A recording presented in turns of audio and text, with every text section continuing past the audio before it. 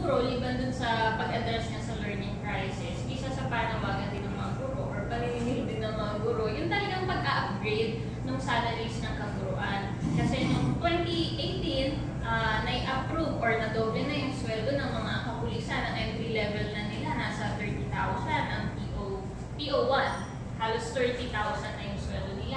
Ang nurses, ang entry level nasa 35,000 na 2019. Ang kaguruan, ang entry level nasa 25,000 pa rin hanggang ngayon. Imagine the inflation. Magkano naiuwi talaga ng mga kaguruan, liban pa dun sa mga kinakatas talaga ng beneficio.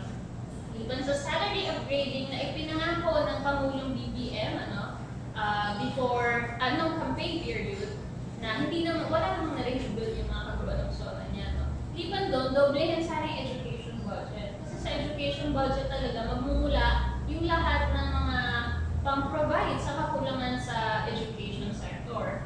Liban dun sa pagpapatayo sana ng mga additional classrooms, pagpo-produce ng mga kulang na textbooks, pag-hire ng mga kulang na teachers, gayon na rin yung pag-hire ng additional personnel na hindi na dapat ginagawa ng kaguruan. So, yun yung pangalawa siguro, doblehin yung education budget.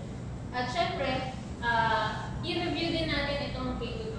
I-overhaul natin ito, pero hindi the sense na English ang medium of instruction na gagamitin natin as part ng review bilang may MLE yung nasangkap ito. So, tingnan natin yung K-12, yung mismong curriculum natin, kung talaga bang sumasagot siya dun sa pangangailangan ng edukasyon, kung gaano siya kaakma at lapat dun sa pangangailangan ng mga kabataan in terms of education. Siguro yun yung tatlo, i-upgrade yung teacher salaries, doblehin yung education budget, at i-overhaul talaga yung K-12 na lalapat or talagang aakma dun sa kasalukuyang sitwasyon ng edukasyon sa Pilipinas para may address din yung learning crisis.